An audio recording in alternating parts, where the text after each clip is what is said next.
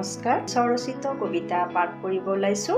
কবিতাৰ শিৰোনাম বিহুৱানৰ নীৰৱ বতৰা। বিহুৱানখন এটি নীৰৱ বতৰা, যি ক'ব নোৱাৰে কোনো কথা, তথাপিও নীৰৱে কৈ যায় হৃদয়ৰ গভীৰ বেথা।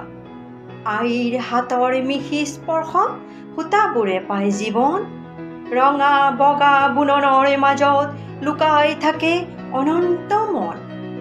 অজস্ৰ অনুৰাগৰ কাহিনী, অজান মৰমৰ এখন চিঠি। যেতিয়া বুকুত ধৰি লওঁ এই মৰমৰ কোমল দোলা, মনত উৰি আহে তেতিয়া সেউজীয়া পথাৰৰ বোলা। ঢোল পেঁপাৰ সুৰেৰে ভৰা এখন উজ্জ্বল বহাগী মেলা।